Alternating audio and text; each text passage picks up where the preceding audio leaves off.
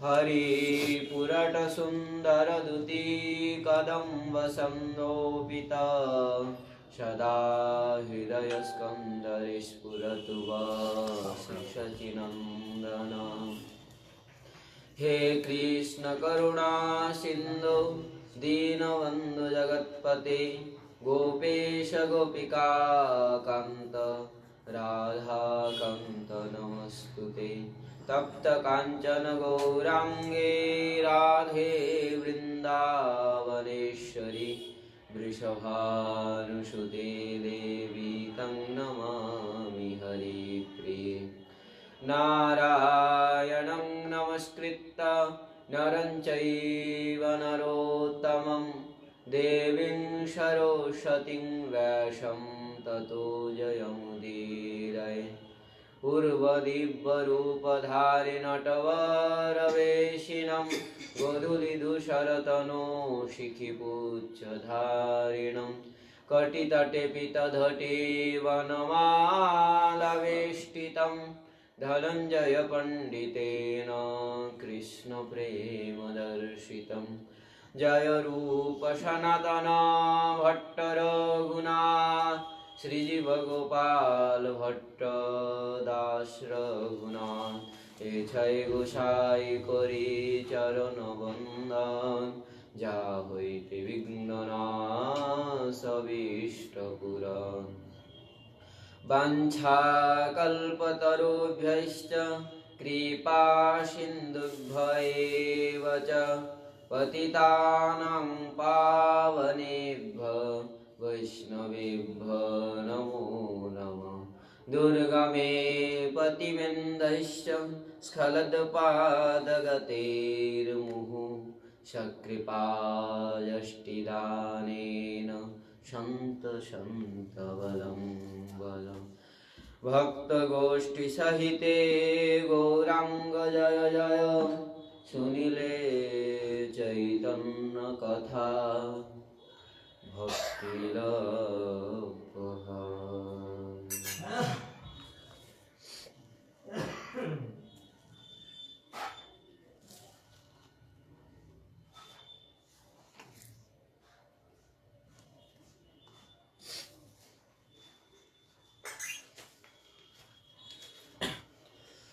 करुणा वरुणागर सर्वावतार सार शिरोमणि कलिजुग पावन अवतार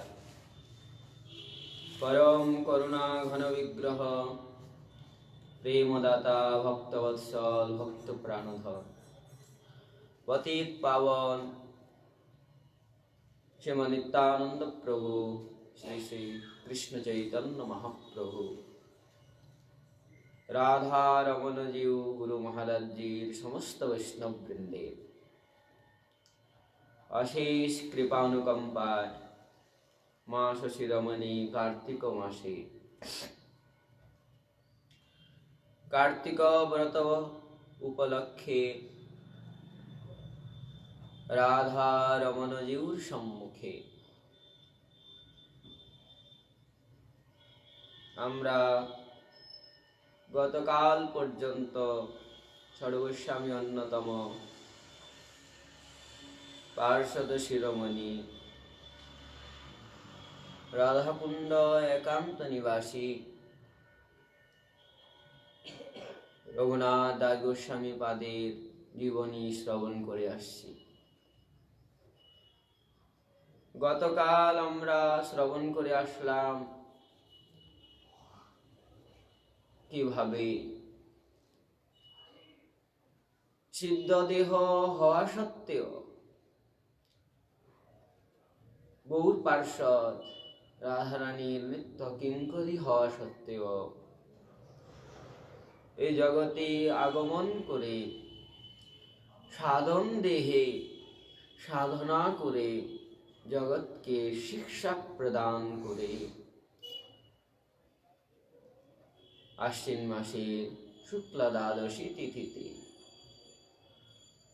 এই পৃথিবীকে ধন্য করে চিরকালের জন্য বিরহে নিমগ্ন করে রঘুনাথ দাস গোস্বামী পাদ সিদ্ধ দেহে নিত্য লীলায় প্রবেশ করলেন।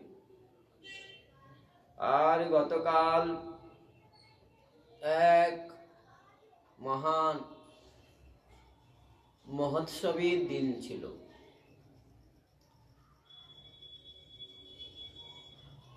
বকুল বিহারী ব্রজেশ্বর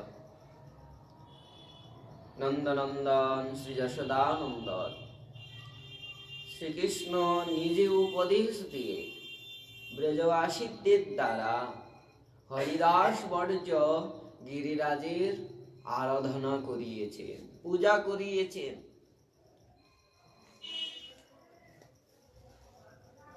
গিরিরাজের একটা নাম হলো হরিদাস বর্জ। বলে কেন? বলে দাস শিরোমণি হরিদাস শ্রেষ্ঠ। এই হরিদাস বর্জ তিনজন ভক্তের নামে তুলনা করা হয়েছে। এক পরম মিত্র উদ্ধব, যুধিষ্ঠির মহারাজ আর এই গিরিরাজ মহারাজ। এই তিনজনের মধ্যে শ্রেষ্ঠ হলো এই গিরিরাজ। বলে কি করে শ্রেষ্ঠ হলেন? বলে এই গিরিরাজ নিজে বক্ষে শ্রীকৃষ্ণের চরণ ধারণ করেছে, লীলার উপযোগী হয়েছে। গিরিরাজের বক্ষে কত প্রকার লীলা হয়েছে। কৃষ্ণ সখাদেরকে নিয়ে লীলা করেছেন, গাভীদেরকে নিয়ে লীলা করেছেন এবং নিজ প্রিয়সীদেরকে নিয়ে, গোপীদেরকে নিয়ে নানা প্রকারের লীলা করেছেন। সেজন্যই এই গিরিরাজ হলেন হরিদাস বর্জ, শ্রেষ্ঠ হরিদাস। একাধারে তিনি হরিদাস, আরেক ধারে উনি নিজে সাক্ষাৎ কৃষ্ণ স্বরূপ। নিজে গিরিরাজ থেকে প্রকটিত হয়েছে, অঙ্গীকার করে নিয়েছে। শিলা নয়, সাক্ষাৎ ব্রজেন্দ্র নন্দন। একথা আমরা শ্রবণ করে আসছি। রঘুনাথ দাস গোস্বামী পাদকে যখন এই গিরিরাজ শিলা প্রদান করছেন মহাপ্রভু, কি বলছেন? একে সাক্ষাৎ ব্রজেন্দ্র নন্দন মনে করবে, এই জ্ঞানেই আরাধনা করবে, এই জ্ঞানেই তুলসী পত্র প্রদান করবে। আর রঘুনাথ দাস গোস্বামী পাদ ওই গিরিরাজ শিলাকে সাক্ষাৎ ব্রজেন্দ্র নন্দন, নন্দনন্দন, রাধা প্রাণনাথ বলেই এই জ্ঞানেই আরাধনা করতে। সে গিরিরাজ মহারাজের আরাধনা তিথি, আরাধনার আবির্ভাব তিথি গতকাল পেয়েছি। সেই লীলা আমরা শ্রবণ করে আসছি। আমরা নিয়ম সেবার প্রথম দিনই গ্রন্থ চয়ন করেছিলাম গৌড়ীয় বৈষ্ণব জীবনী, কিন্তু তারপরের দিনই গোস্বামী পাদদের আরাধনা তিথি, নির্জাম তিথি, নিত্যলীলায় গমন তিথি প্রাপ্ত করে ওনাদের জীবনীতে প্রবেশ করেছি। তাই গতকাল পর্যন্ত শ্রী শ্রী রঘুনাথ দাস গোস্বামী পাদের আমরা জীবনী শ্রবণ করে এসেছি। আজকে আমরা গ্রন্থে প্রবেশ করব। গ্রন্থে প্রবেশ করার আগে আমাদেরকে জানা দরকার গৌড়ীয় বৈষ্ণব মানে কি। গৌড়ীয়, পশ্চিম বাংলা বঙ্গদেশের আগের নাম ছিল গৌড়। গৌড় মানে ইতিহাসে লিখছেন এই পশ্চিমবঙ্গে অধিক গুড় হইত। গুড়, ওই গুড় শব্দের থেকে গৌড় হয়েছে। এমনি কোনো রাজার নাম আদি নয়, ওই গুড় শব্দ থেকে সেই দেশের, সেই রাজ্যের নাম, সেই বঙ্গদেশের নাম হয়ে গেছে গৌড়।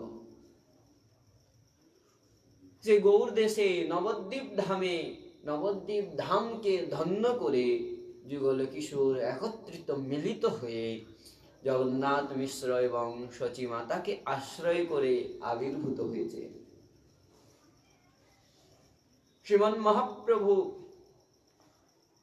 এই সম্প্রদায়ের সৃষ্টি করে শ্রীমন মহাপ্রভু। আমরা যে সম্প্রদায়ে অন্তর্ভুক্ত, যে সম্প্রদায়কে আশ্রয় করেছি, এই সম্প্রদায় কার থেকে আবির্ভাব হয়? বদ্ধ সম্প্রদায়কে মহাপ্রভু আশ্রয় করেছেন, এটা পূর্ণ প্রমাণ। আশ্রয় করেছেন, এই জন্য বলা হয় গৌড়ীয় মাধ্য সম্প্রদায়, মাধ্য গৌড়ীয় সম্প্রদায়। ঠিক আছে, কিন্তু এরা বিশেষ করে গৌড়ীয় সম্প্রদায় বলে প্রচারিত হয়েছে। বলে কেন গৌড়ীয় সম্প্রদায়? বলে এই সম্প্রদায়টা গৌড় দেশে আবির্ভূত হয়েছে, শ্রীমন মহাপ্রভু আবির্ভাব করছে, মহাপ্রভুর থেকেই এসেছে। বিশেষ করে আমরা যে গুরু পরম্পরার স্মরণ করি, আমরা যে গুরু পরম্পরার স্মরণ করি, সেটা কি শ্রীমন মহাপ্রভুর থেকে শুরু হচ্ছে। নিত্যানন্দ পরিবারে দেখুন, অদ্বৈত পরিবারে দেখুন, গদাধর পণ্ডিতের পরিবারে দেখুন, ঠাকুর মহাশয়ের পরিবারে দেখুন, শ্রীনিবাস আচার্য প্রভুর পরিবারে দেখুন, বক্রেশ্বর পণ্ডিতের পরিবারে দেখুন, আদিতে কে আছে? শ্রীমন মহাপ্রভু। আমরা শ্রীমন মহাপ্রভুকেই মানছি। পূর্ব পরম্পরা অনুযায়ী যদি দেখা হয়, তাহলে শ্রীমন মহাপ্রভু কোথায়? ঈশ্বরপুরীপাদের শিষ্য।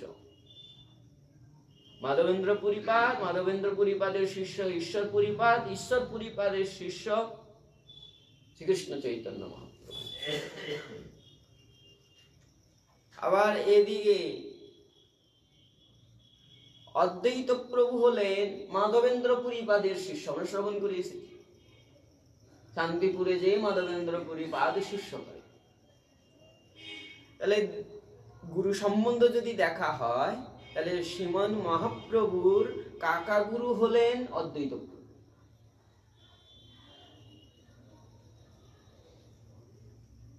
কিন্তু সেটা দেখা হয় না। শ্রীমন মহাপ্রভু হলেন সাক্ষাৎ গজেন্দ্র নন্দন। তাই এই সম্প্রদায়কে উনি সৃষ্টি করেছেন, আবির্ভাব করেছে। তাই আমরা শ্রীমন মহাপ্রভুর থেকে গুরু পরম্পরা স্মরণ করি। তাই এই সম্প্রদায়ের নাম হলো গৌড়ীয়। লেখক পরম বৈষ্ণব শিরোমণি হরিদাসজি যে গ্রন্থ লিখেছেন, সেই গ্রন্থের নাম হলো গৌড়ীয় বৈষ্ণব জীবনী, বৈষ্ণবীর জীবনী।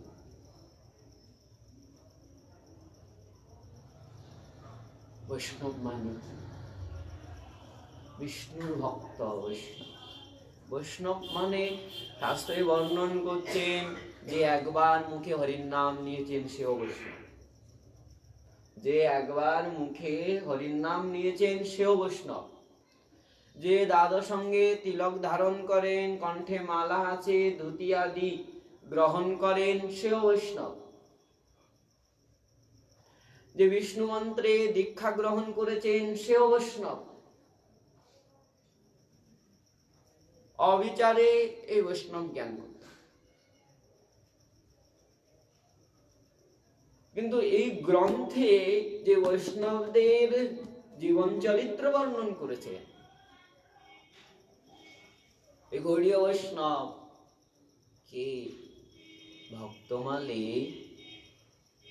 ভক্তমাল লেখার পূর্বে সর্বপ্রথম যে মঙ্গলাচরণ করছে, সে মঙ্গলাচরণে বলছেন ভক্ত ভক্তি ভগবন্ত চতুর্নাম বপু এ। ভক্ত ভক্তি ভগবান চতুর্নাম বপু এ। इनके भक्त गुरु भक्त भक्ति भगवान चतुर्नाम बपुए, इनके पद वंदन किए नाशय विघ्न अनेक। কি গুরু, ভক্ত, ভক্তি এবং ভগবান, এই যে চার। ইনকে পদ বন্দন কিয়ে, এনাদের চরণ বন্দনা করলে অনেক বিঘ্ন নাশ হয়ে যায়। বিঘ্ন বলে কিছু থাকে না।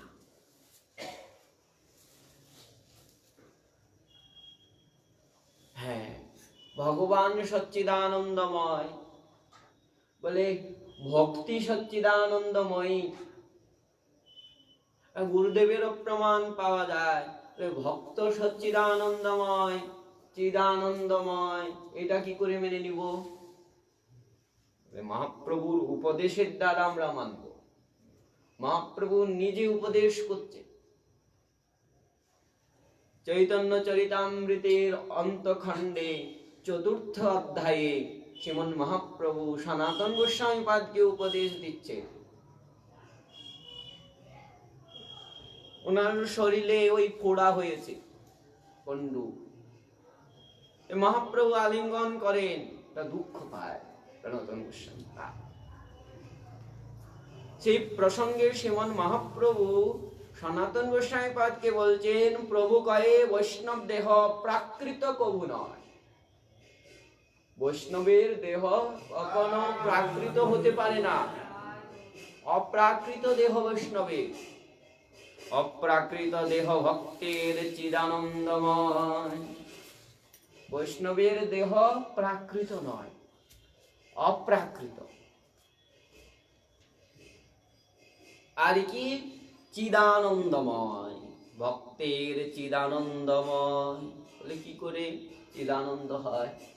ও সেটাও বলে দিচ্ছেন। দীক্ষা কালে ভক্ত করে আত্মসমর্পণ। গুরুদেব মন্ত্র প্রদান করেন, ব্যাখ্যার সঙ্গে মন্ত্র প্রদান করেন, উপদেশ প্রদান করেন। ওই সময়ে ভক্ত নিজেকে অর্পণ করে গুরুদেবের চরণে। গুরুদেব কি করেন? নিজ ইষ্টদেবের চরণে অর্পণ করে দেন। তাই দীক্ষা কালে ভক্ত করে আত্মসমর্পণ। সেই কালে কৃষ্ণ তারে করেন আত্মস। দীক্ষাকালে যখন গুরুদেবের চরণে ভক্ত অর্পণ করে দেয়, গুরুদেব কৃপা করে তাকে নিজ ইষ্টদেবের চরণে অর্পণ করেন। যখন অর্পণ করে দেন, তখন শ্রীকৃষ্ণ তাকে নিজের মতো বানিয়ে নেয়, নিজের মতো বানিয়ে নেয়। সেই দেহ করে তার চিদানন্দময়, অপ্রাকৃত দেহ তার চরণ ভজয়। এখানে বুঝার বিষয়, খালি দীক্ষা গ্রহণ করলেই কি চিদানন্দ হয়ে যাবে? খালি বেশ গ্রহণ করলেই কি বৈষ্ণব হয়ে যাবে? তার কোনো নিয়ম নাই। ওই জন্য দেখুন শ্রীমন মহাপ্রভু বলেছেন, কিন্তু রাস্তা রেখে বলেছেন। আমরা মনে করি গুরুদেবের কাছে দীক্ষা নিয়ে নিলাম, আমার ভজন হয়ে গেল। গুরুদেবের কাছে দীক্ষা নিয়ে নিলাম, এখন গুরুদেবের দায়িত্ব আমাদেরকে উদ্ধার করা। গুরুদেবের এখন ঠেকা পড়েছে। দীক্ষা দিয়ে সে মূল্য বা অমূল্য, যারা মূল্যের দ্বারা ক্রয় করা যায় না, যে মন্ত্র শিরোমণি, সে মন্ত্র প্রদান করে আর ঠেকায় পড়েছে, বিপদে পড়েছে। তাই তো দিয়েছেন বলে অমূল্য ধন, দিয়ে আবার বিপদে পড়েছে। অর্থ দিয়ে আবার নিজে বিপদে পড়া, এটাই হলো। আমরা এটাই তো মনে করি, গুরুদেব দীক্ষা দিয়ে দিয়েছেন, সব মন্ত্র হরণ করে নিয়েছেন উনি। বলি মন্ত্র সমস্ত পাপ হরণ করে নিয়েছে, এখন আমার আর ভজন সাধনের প্রয়োজন নাই, আমি অবশ্যই উদ্ধার হয়ে যাব, নাহলে গুরুদেবকে আসতে হবে। কাজ নাই, এটা নয়। এই জন্য বলছে দীক্ষাকালে ভক্ত করে আত্মসমর্পণ। ভিক্ষাকালে ভক্ত করে আত্মসমর্পণ, এটার মধ্যে বুঝার বিষয় আছে। ভক্ত করে আত্মসমর্পণ, আর যদি আত্মসমর্পণ না করতে পারে, যদি আত্মসমর্পণ না করতে পারে, কিছুই নাই, টন টন মদন গোপাল। লালা বাবুর কাছে একজন রাজা দীক্ষা নিতে এসেছেন। লালা বাবু এখন গোবর্ধনে বাস করে, তখন গোবর্ধনে বাস করতে একজন রাজা ওনার মহিমা শ্রবণ করে দীক্ষা নিতে এসেছেন। প্রণাম করে বলছেন, মহারাজ জি কৃপা করুন, আমাকে দীক্ষা প্রদান করুন, কৃপা করুন। দাদা বাবু হাসেন, হেসে আর বলছেন, বাবা দুই নৌকায় পা থাকলে সাগর পার করা যায় না। জানো তো যেখানে দাঁড়িয়ে আছো এটা কি? এটা হলো সংসার সাগর। আর তুমি যদি দুটা নৌকায় পা দিয়ে রাখো তাহলে কি তুমি সাগর, ওই যে সাগর দেখছো এ তো সাধারণ ঢেউ, ওই যে সাগর দেখছো ওটা তো সাধারণ ঢেউ, ওই ঢেউকে পার করা যায়, কিন্তু সংসারে যে অসাধারণ ঢেউ, একে পার করা যায় না। তাহলে কি করতে হবে? বলে ওই কি বলে সংসার সমুদ্রকেই ত্যাগ করতে হবে। দুটা নৌকায় পা দিলে যেরকম পার করা যায় না, তদ্রূপ যদি দীক্ষা নিতে হয়, এই নৌকায় যদি পা দিতে হয়, ওই নৌকা চিরকালের জন্য মনের থেকে মুছে দিতে হবে, ত্যাগ করে দিতে হবে। কথার মধ্যে গভীরত্ব আছে, কথার মধ্যে গভীরত্ব আছে।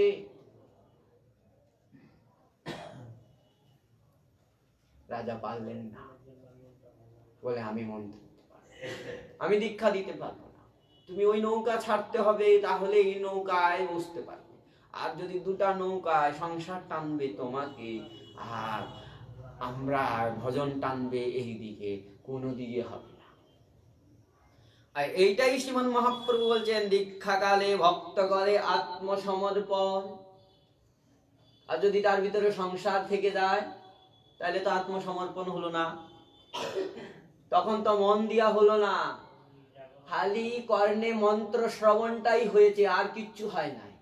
কর্ণ শুদ্ধিটা হয়েছে, দিব্য মন্ত্র কর্ণে প্রবেশ করেছে, হ্যাঁ তখনকার সময়ের জন্য সেই দেহটা শুদ্ধ হয়েছে, তখনকার সময়ের জন্য দেহ শুদ্ধ হয়েছে।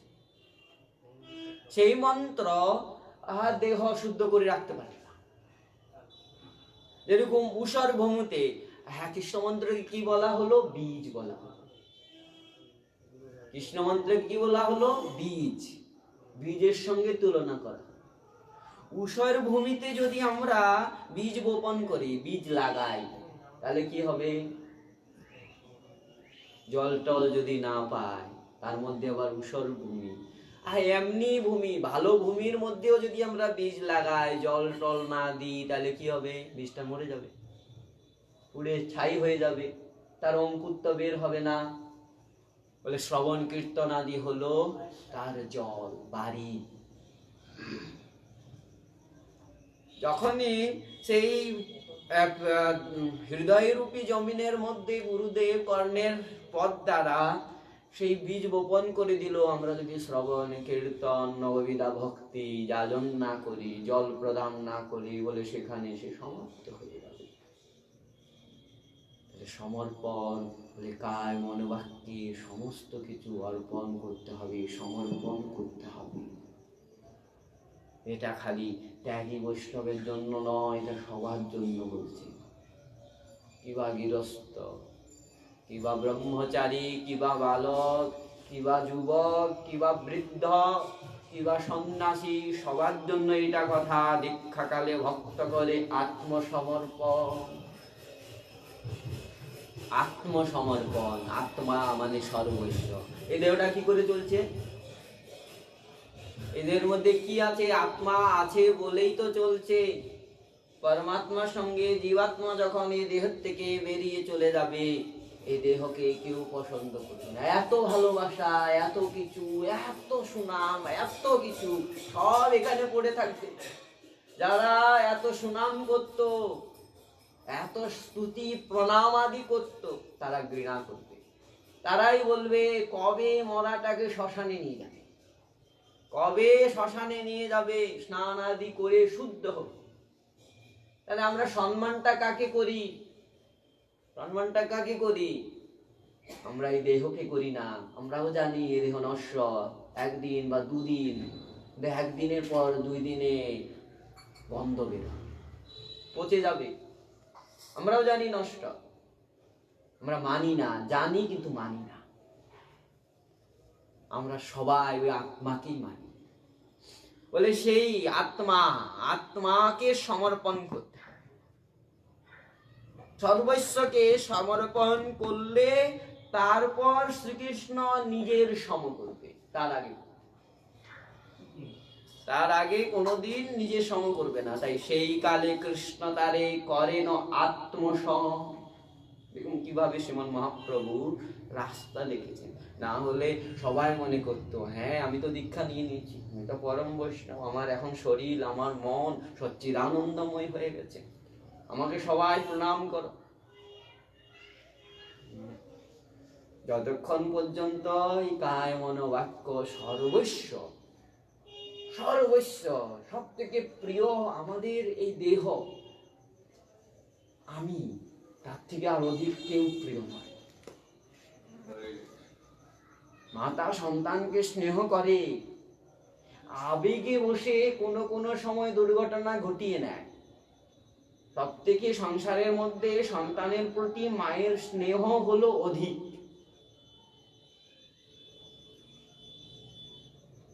বলে তাও না, এমনও ঘটনা দেখা গিয়েছে, বন্যা হচ্ছে, সন্তানকে ধরে রেখেছে,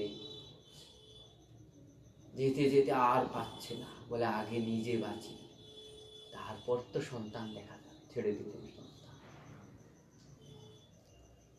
দেখা গিয়েছে। বলে কোথায় স্নেহ, কোথায় গেল? বলে না, আমরা জানতে অজান্তে আমরা নিজেকেই সব থেকে অধিক ভালোবাসি।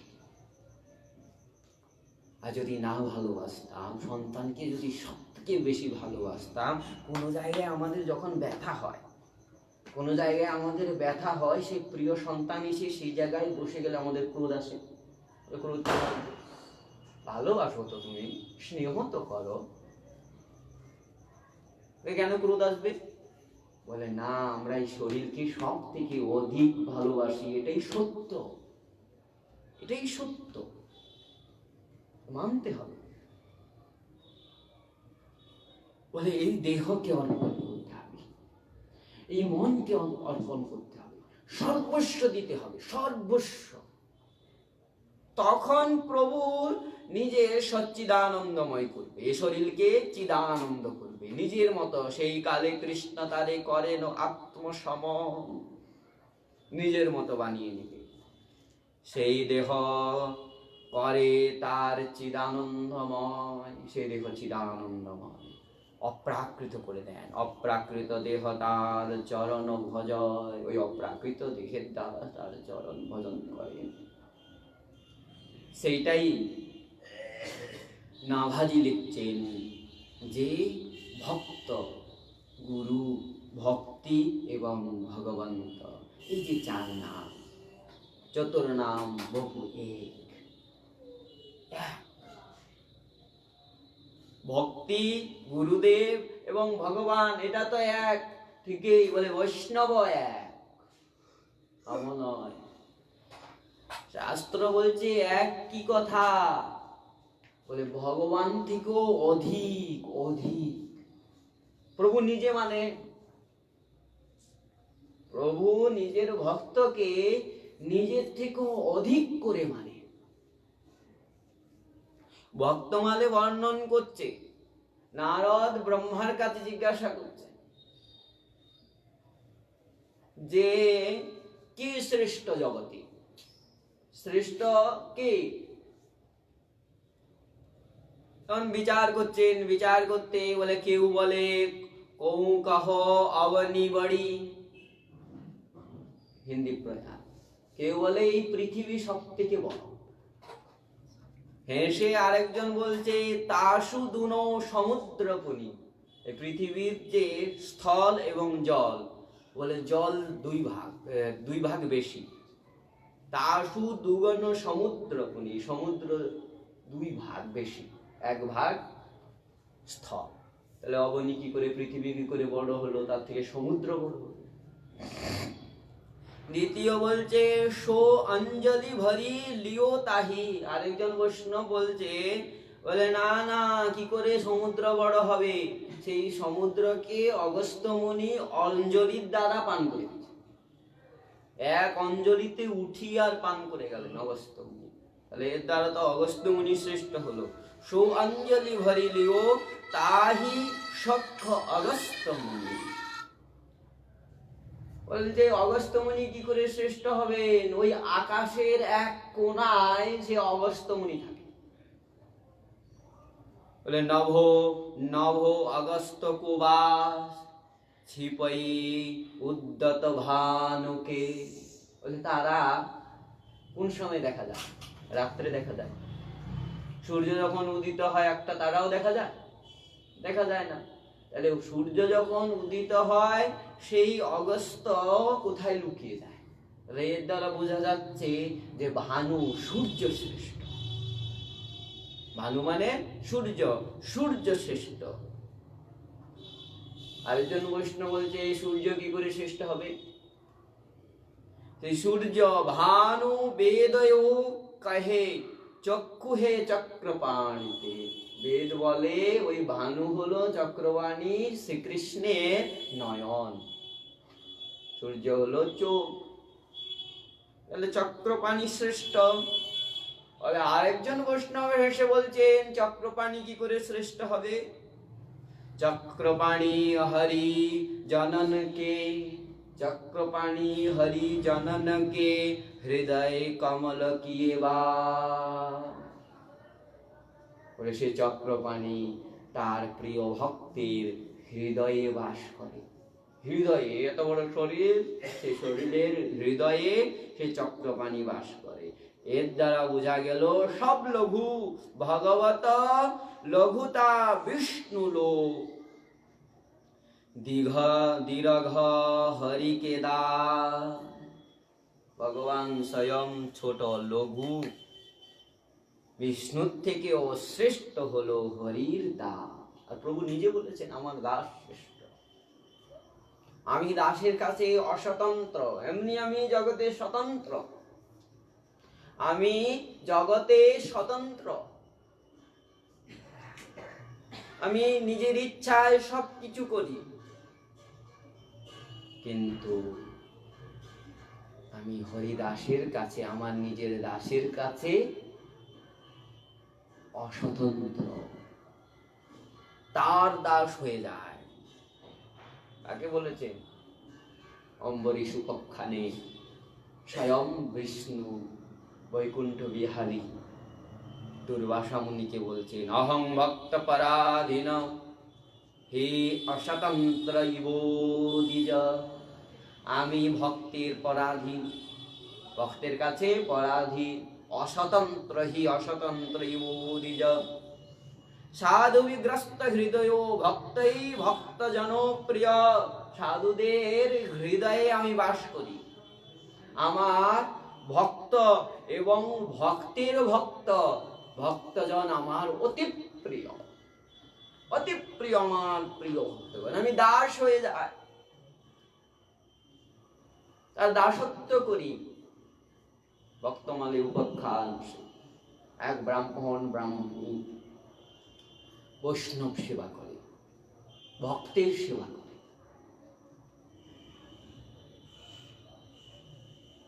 বৃদ্ধ হয়ে গেছে, তার সন্তান আদি নাই, কিন্তু নিষ্ঠার সঙ্গে দুইজনই বৈষ্ণব সেবা করে। যখন বৃদ্ধ হয়ে যায় তখন চিন্তা করছে যে এখন বৈষ্ণবদের আগমন তো হচ্ছে, কিন্তু সেই সামর্থ্য নাই যে বৈষ্ণবদেরকে সুখী করতে পারি। বৈষ্ণবদের রুচি অনুযায়ী সেবা করতে, নিজের রুচি অনুযায়ী এটা সেবা বলে না। বৈষ্ণবদের রুচি অনুযায়ী সেবা, প্রভুর রুচি অনুযায়ী সেবা, এটাকে সেবা বলে। এখন তো সম্ভব নয়, একটা যদি সেবক মিলত তাহলে খুব ভালো হতো। সুযোগ পেয়ে গেলেন প্রভু ভক্তের সেবা করা, ভক্তের ভক্তকে সেবা করার সুযোগ পেয়ে গেলেন। একটা দরিদ্র বালকের স্বরূপ ধারণ করে, গরিব, ছিঁড়া কাপড়, ছিঁড়া ধুতি, ছিঁড়া জামা, মলিন বস্ত্র, তিনি সমস্ত ঐশ্বর্যের মালিক, তিনি এক সাধারণ বালকের স্বরূপ ধারণ করলেন, ছিড়া সবকিছু, একটা পূর্ণ ভিখারির মতো স্বরূপ। রাস্তায় বসে আছে, ওই রাস্তা দিয়ে ব্রাহ্মণ আসছে, ব্রাহ্মণে আসতে দেখছে, সিধা দিয়ে ব্রাহ্মণের চরণে পড়ে গেল, প্রণাম। ব্রাহ্মণ উঠিয়ে বলছে, তুমি কোথা থেকে এসেছো? আমাকে প্রণাম করছো কেন? কোথা থেকে এসেছো? বলে, বাবা আমি অন্য গ্রামে থাকি, আমার এই পৃথিবীটাই সব জায়গা। কোথা থেকে এসছো, কোথায় স্থান জিজ্ঞাসা করছে। বলে, পৃথিবীর সবটাই আমার, যেখানে রাত সেখানেই কাল, রাহারাদি বলে যেখানে মিলে যায়। একটা কাজ খুঁজছি। তখন ব্রাহ্মণ দেখে বলছে, ছেলেটা তো এমনি দরিদ্র কিন্তু হৃষ্টপুষ্ট আছে, তুমি কি কাজ করবে? বলে, যা কাজ দিবেন সব করব। আমার ঘরে তুমি কাজ করবে? বলে, হ্যাঁ অবশ্যই করব, কিন্তু আমার একটা নিয়ম, আমি সারাদিন কাজ করব, আর যখন খাবো আমি পেট ভরে খাবার দিতে হবে।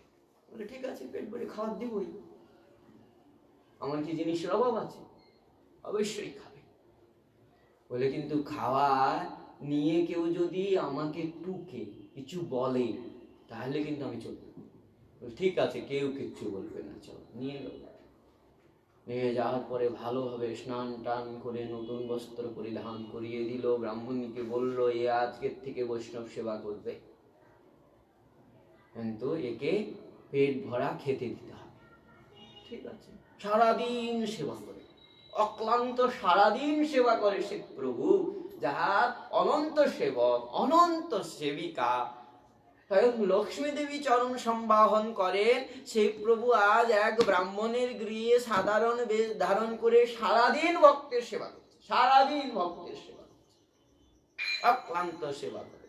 কিন্তু যখন খেতে বসে 1 কিলো চালের অন্ন খায়, 3 বার, মানে 3 কিলো, সকালে 1 কিলো, দুপুরে 1 কিলো, রাত্রে 1 কিলো। সেবায় সন্তুষ্ট। ব্রাহ্মণী ওই ছেলেরই রান্না করতে করতে বিরক্ত, সম্ভব নাকি সকালে 1 কিলো চাল রান্না করতে হবে, দুপুরবেলা 1 কিলো, আবার রাত্রেবেলা 1 কিলো। কিন্তু ব্রাহ্মণ কিছু বলেন না, সময়ই পান না। একদিন সময় পেয়েছে, পড়শির ঘরে গিয়েছে। বাবা, মায়েদের পেটে কথা থাকে না, এটা মায়েদের দোষ নেই, এটা যুধিষ্ঠির মহারাজের অভিশাপ, কিছু বলার নাই। যখন কর্ণকে বধ করে অর্জুন, রাত্রিবেলা যে কর্ণের সব দেখে ক্রন্দন করছেন কুন্তী দেবী, দেখে যুধিষ্ঠির মহারাজ জিজ্ঞাসা করছেন, মা, শত্রুপক্ষের সব দেখে তুমি ক্রন্দন করছো, এ কারণ কি? মা রেগে আর বলছে, শত্রু নয়, এ হলো আমার পুত্র, তোমার জ্যেষ্ঠ ভ্রাতা। বজ্রাঘাত হলো যুধিষ্ঠির মহারাজ। কি বললে? জ্যেষ্ঠ ভ্রাতা? আগে কেন বললে না? আগে যদি বলতে তাহলে আমরা যুদ্ধ করতাম না। এই জ্যেষ্ঠ ভ্রাতা কর্ণকেই সিংহাসনে বসিয়ে দিতাম। দুঃখ হলো যুধিষ্ঠির মহারাজের। মা, নিজের ভ্রাতাকে আমাদের হাতে মরালে, মারিয়ে বধ করতে বাধ্য করলে, এটা উচিত নয়। আমি আজ সমস্ত নারীকে শ্রাপ দিচ্ছি, কোনোদিন পেটে কথা থাকবে না। এটা যুধিষ্ঠির মহারাজের অভিশাপ, অন্য কারণ। ওই কথা বলতে বলতে বলতে ঠিক বেরিয়ে যায়। তাই হলো, সে বান্ধবীর সঙ্গে, পড়শিনীর সঙ্গে কথা বলতে বলতে বলতে বলে, তুমি এখন আর আগের মতো আসো না। কি হয়েছে? বলে, কি বলবো, কর্তা একটা ছেলেকে নিয়ে এসেছে,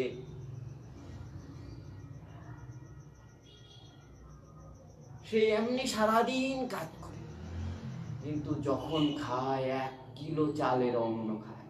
ওই রান্না করতে করতে আমার সারাদিন চলে যায়, আমি সময়ই পাই না, তাই আসতে পারি।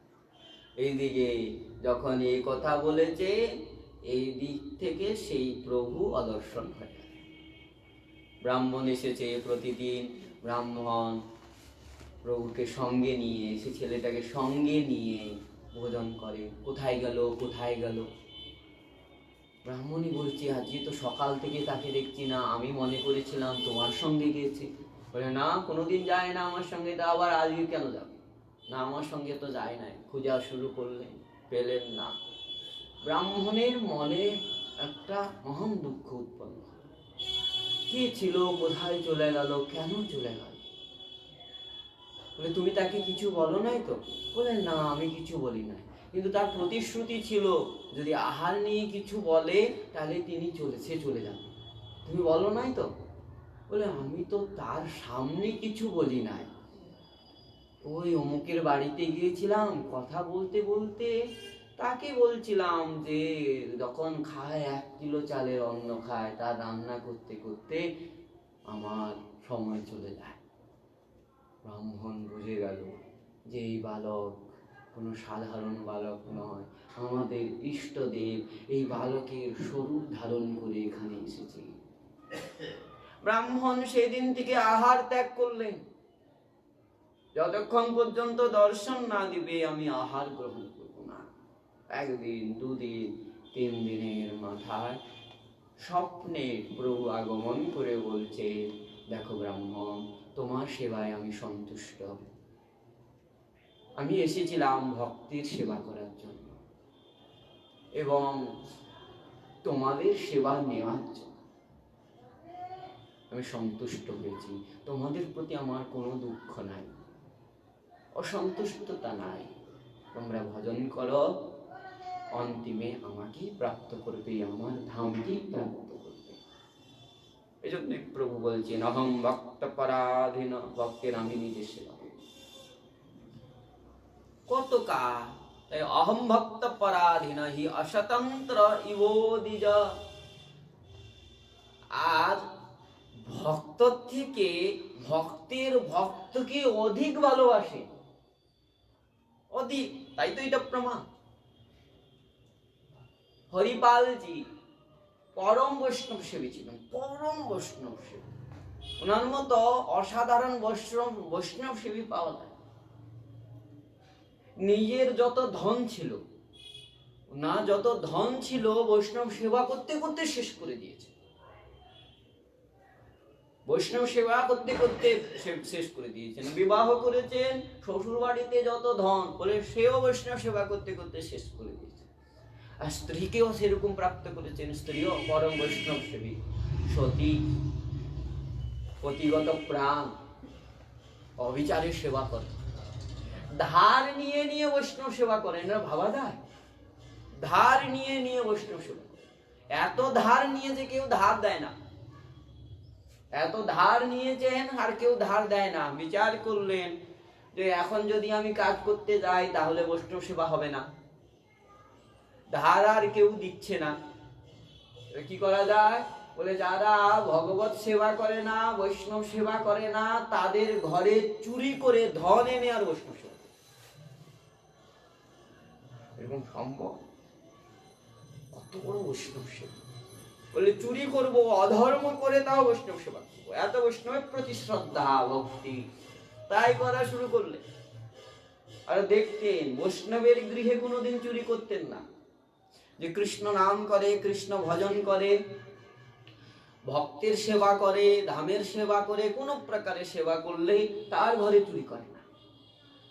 যে খালি ধনগুলোকে উপার্জন করছে, সঞ্চয় করছে, খালি নিজের সংসারে নিজের সুখেই লাগাচ্ছে, বলে তাদের কল্যাণের জন্য তাদের ধন চুরি করে আর বৈষ্ণব সেবা করে। সেই গ্রামে একজন বড় শেঠ রাত্রেবেলা তার ঘরে চুরি করতে প্রবেশ করেছে। রাত্রেবেলা নিজের ওই যে বৈরবাস চাদর আছে, যে উত্তরী আছে, বিশাল হৃষ্টপুষ্ট শরীর হরিপাল দাসজির, নিজের ওই উত্তরীর মধ্যে গোদাম ঘরে ঢুকে সব বাঁধছে এক এক করে। তখন শব্দ হচ্ছে, সেই শেঠের মেয়ে বাবার কাছে যে বলছে, বাবা বাবা আমাদের ঘরে কোনো চোর ঢুকেছে, আমাদের ঘরে কোনো চোর ঢুকেছে। তখন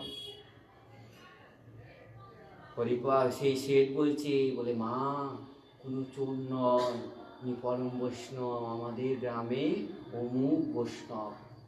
চুপ করে ঘুমিয়ে যাবে, কিচ্ছু বলিস না, ভালোই তো হচ্ছে, এখান থেকে জিনিস নিয়ে বৈষ্ণব সেবায় লাগাবে। আমাদের তো এই ধনের প্রতি মোহ, আমরা তো আর বৈষ্ণব সেবা করতে পারি না, নিজের জিনিস নিয়ে আর বৈষ্ণব সেবা করতে, ভালোই করছে মা, ঘুমা। এই কথা হরিপাল দাসজি শুনে নিয়েছে। উনি বলছে, আমি তো বুঝতে ভুল করলাম, ইনি তো পরম বৈষ্ণব, ইনার ধন চুরি করা তো উচিত নয়। নিজের উত্তরী সমেত ওখানে রেখে দিয়ে উনি চলে গেলেন। সকালবেলা শেঠ গোদাম খুলে, তো আনন্দে গোদাম খুলছে, খুলে দেখছে কোনো কিছু নিয়ে যায় না, সব জিনিস বান্দা, পুটলি বান্দা পড়ে আছে। ভক্তের দ্বারা, সেবকের দ্বারা হরিপাল দাসজির গৃহে পাঠিয়ে দিলেন সে বস্তু। উনি নিতে চাচ্ছেন না, বলে না, বৈষ্ণব সেবায় লাগাম দিয়ে দিলেন, বৈষ্ণব সেবা করছে। এখন আর চুরি করার জায়গাও নাই, এখন কেউ ধারও দেয় না। গৃহে একদিন বৈষ্ণবদের আগমন হয়েছে, ঘরে একটা জিনিস নাই বৈষ্ণব সেবা করতে, একটা জিনিস নাই বৈষ্ণব সেবা করতে।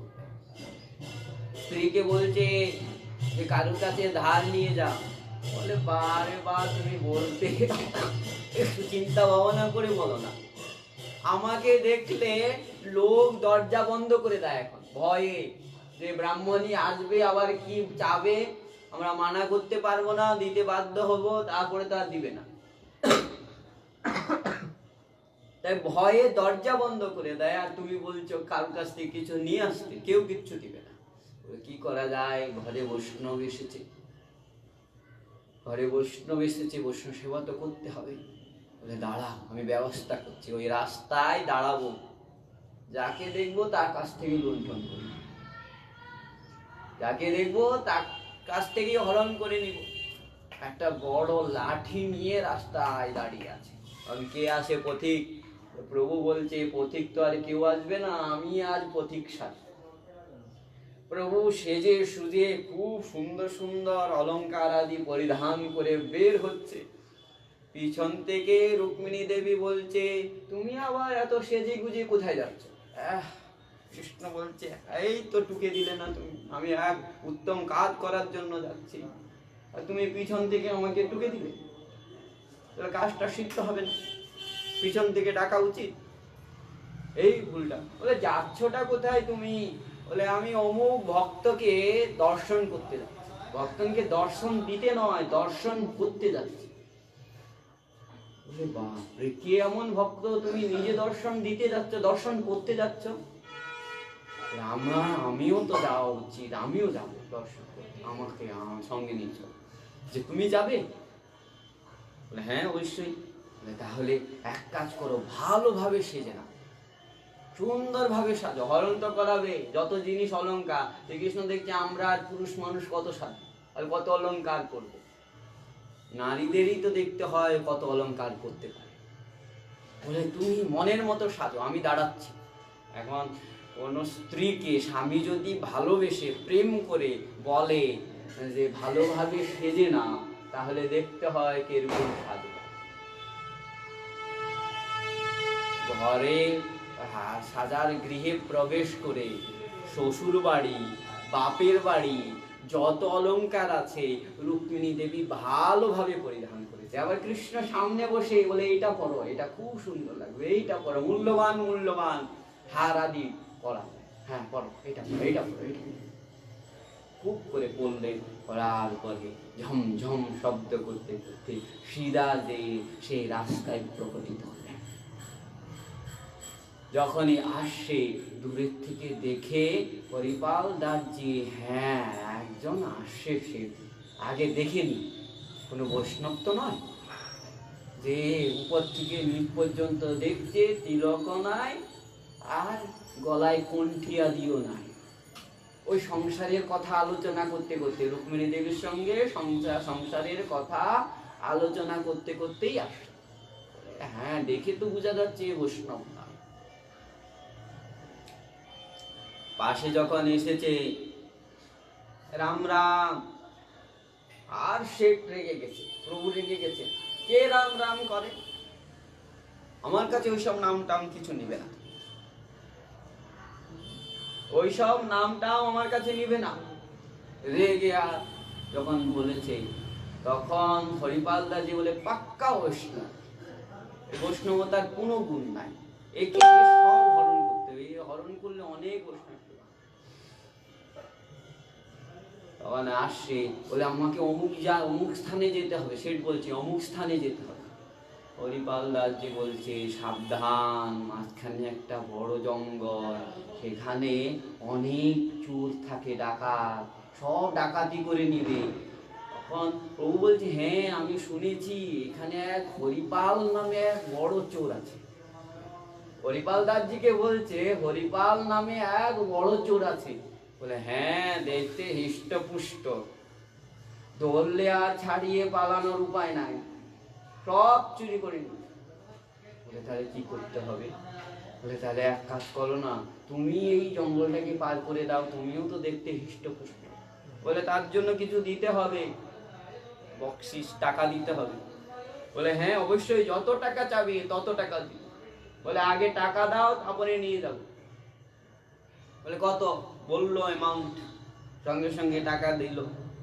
হরিপাল দাসজি সে টাকা নিয়ে ছুটে যে স্ত্রীর হাতে দিয়ে বলে এখন বৈষ্ণবদের বাল্যভোগের ব্যবস্থা করো, আমি মধ্যাহ্নের ব্যবস্থা করছি। এক বড় হাতে এসেছে, চিন্তা নেই। হরিপাল দাসজি সামনে সামনে, পিছনে পিছনে যাচ্ছে। তখন শেঠ বলছে তুমি সামনে সামনে যাও, আমরা স্বামী স্ত্রী কথা বলতে বলতে যাবো। পিছনে পিছনে যাচ্ছে, বারবার হরিপাল দাসজি তাকাচ্ছে। বলে না না, সিধা তাকাও, পিছনে তাকা, এত তাকাবে না, ভয় লাগছে, আমার গৃহিণী তোমাকে দেখে ভয় পাচ্ছে। এইদিকে কৃষ্ণ রুক্মিণী দেবীর সঙ্গে কথা বলছে। কি কথা? ওই বিষয়ের কথা। বলি অমুক গোদামে জিনিস ভরে গেছে, অর্থে ভরে গেছে, সেটা আরেকটা নতুন অমুক জায়গায় গোদাম বানাতে, অমুক জায়গায় স্থান বানাতে। হরিপাল দাসজির অনেক টাকা, কিন্তু বৈষ্ণব সেবা করে না। এইভাবে গল্প করতে করতে যাচ্ছে, যখন মধ্য জঙ্গলের মধ্যে প্রবেশ করেছে, মানে মাঝখানে প্রবেশ করেছে, হরিপাল দাসজি ঘুরে, যতই হোক হরিপাল দাসজি তো বৈষ্ণব, মারতে তো আর পারে না, ওই বড় মোটা ডান্ডা পিঠির উপরে ধম করে দিয়ে বলে যত জিনিস আছে সব নামা। শেঠ ভয়ে কাঁপছে, আরে যে রক্ষক সেই ভক্ষক হয়ে গেল, তোমাকে এত বিশ্বাস করলাম, তুমি আর আমাদের সঙ্গে এত অন্যায় করছো। বলে ওসব কিছু শুনে লাভ হবে না, সব নামাও, নাহলে এই যে লাঠি দেখছো একটা দিলে আরেকটা দিতে হবে না, একটাই কাজ হয়ে যাবে। উপায় নাই, কৃষ্ণ সব খুলে আর নামিয়ে দিচ্ছে। রুক্মিণী দেবী গেল নামাও সিদ্ধ। রুক্মিণী দেবী শ্বশুর বাড়ির গুলো তো খুলে দিল, কিন্তু বাপের বাড়ির জিনিসগুলো খুলতে বড় মায়া হচ্ছে। আর যতই হোক বাপের বাড়ির জিনিস একটু বেশি, মানে একটু প্রেম বেশি থাকে, মায়া হচ্ছে। ধীরে ধীরে বলে জলদি নামাও। ভয়ে কাঁপছে রুক্মিণী দেবী, সব নামালো। নামানোর পর ওই একটা আংটি ছিল, যে বিবাহের সময় শ্রীকৃষ্ণ নিজে পরিয়েছেন, তাই ওইটাকে একবার চিন্তা করে খুলবো, আর একবার চিন্তা করে খুলবো, একবার চিন্তা করে খুলবো, আর একবার করেছি। হরিপাল দাসজি বলে জলদি খুলো। বলে না, এটা থাক, সব তো দিলাম, এটা থাক, এটা আমার স্বামী কৃপা করে দিয়েছে। বলে ওইসব শুনবো না, এই আংটির দ্বারা আমার কত বৈষ্ণবের সেবা হবে। আর জোর জবস্তি হরিপাল দাসজি রুক্মিণী দেবীর হাতের থেকে টেনে বার করছেন। তখন একটু আঘাত পেয়েছেন, কোমল হাত, আঘাত পেয়েছে, তখন রুক্মিণী দেবীর ক্রোধ হয়েছে, অভিশাপ দিবেন। দেখে শ্রীকৃষ্ণ সঙ্গে সঙ্গে শঙ্খ চক্র গদা পদ্ম ধারণ করে প্রকটিত হয়ে গেলেন। যখন প্রকটিত হয়ে গেলেন, হরিপাল দাসজি কি করবেন? ষষ্ঠাঙ্গে প্রণাম করছেন, ক্রন্দন করছেন অপরাধীর মতো, হে প্রভু, আমি আপনাকে চিনতে পারলাম না, আমি হরণ করতে কি নিজের ইষ্টদেবের জিনিস হরণ করছি? এটা তো উচিত নয়, আমার অপরাধ হয়েছে।